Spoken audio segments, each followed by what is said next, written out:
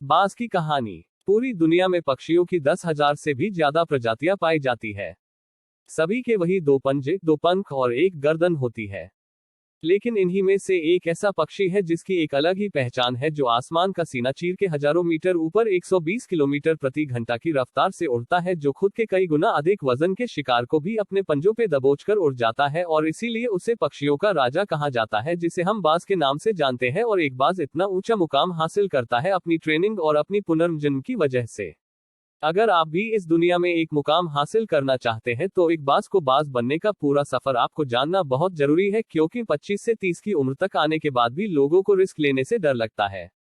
लेकिन एक बाज की जीवन की शुरुआत ही रिस्क से होती है। जिस उम्र में बाकी पक्षियों के बच्चे सिर्फ चींची करना सीखते हैं, उस उम्र में एक मादा बाज अपने बच्चों को पंजों में दबोचकर हजारों मीटर आसमान की ऊंचाइयों में उड़ जाती है, उसे ये बताने के लिए कि तेरा जन्म आसमान का सीना चीर के सबसे ऊपर उड़ने के लिए हुआ है, तेरा जन्म पंछियों का बादशाह बनने के लिए हुआ है। जमीन से हजारों मीटर ऊपर ले जाकर मादा बाज अपने पंजों से उसे छोड़ देती है, और यहीं से शुरू होती है उसकी हाई रिस्क ट्रेनिंग। वो चूजा जमीन की तरफ तेजी से गिरने लगता है, थोड़ा नीचे आता है तो उसके पंख खुलने लगते हैं, नीचे आते आते वो अपने पंख फड़फड़ाने लगता है। लेकिन वो अभी तक उड़ना नहीं सीखा है, वो जमीन से कुछ ही ऊपर होता है। ऐसा लगता है कि कुछ ही सेकंड में उसका जीवन समाप्त हो जाएगा, लेकिन अचानक एक पंजा उसे अपने गिरफ्त में लेता है और वापस आसमान में उड़ जाता है। वो पंजा होता है उसकी मां का, जो उसके पीछे उड़ रही थी। उसकी ये ट्रेनिंग तब तक चलती रहती है जब तक वो उड़ना नहीं सीख जाता है।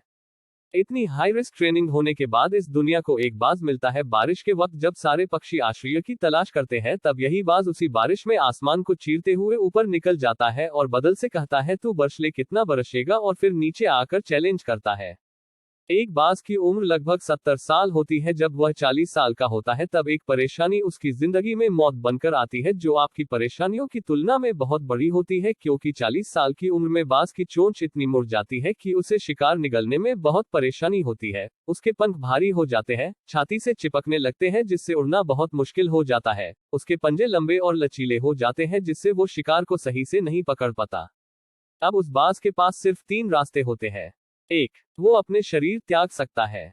2. गिद्ध की तरह छोड़े हुए भोजन पे निर्भर हो जाए।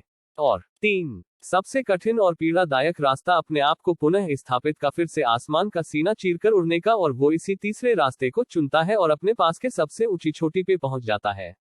वहां पर अपना घोंसला बनाता है और फिर शुरू होता है परेशानियों को जड़ से उखाड़कर आसमान में उड़ने का सफर। वह अपनी चोंच को एक चट्टान पर मार मार कर तोड़ देता है, लहूलुहान हो जाता है और इंतजार करता है नई चोंच के आने का। उसके बाद अपनी नई चोंच से अपने पंजों को काट देता है और फिर इंतजार करता है नए पंजों के उगाने का। उसके बाद वह अपने एक एक पंख को अपने शरीर से अलग करता है और फिर इंतजार करता है नए पंख उगाने का, और इस प्रक्रिया में उसे समय लगता है पूरे 5 महीने का। इन 5 महीनों की कड़ी तपस्या से एक बाज का पुनः जन्म होता है। वो फिर से तैयार हो जाता है आसमान का सीना चीरकर उड़ने के लिए। जो 3 रास्ते बाज के पास थे, वही 3 रास्ते आपके पास होते हैं, लेकिन कुछ लोग पहले रास्ते को चुनते हैं और परेशानियों के तले दबकर सुसाइड कर लेते हैं। ज्यादातर लोग दूसरे रास्ते को चुनते हैं, वो परेशानियों का बोझ पड़ते ही अपने लक्ष्य को छोड़कर एक लाइफ जीने लगते हैं। और कुछ वो लोग भी होते हैं जो इस परेशानियों को लात मारकर अपनी मेहनत के दम पर बाज की तरह आसमान की बुलंदियों को छूते हैं।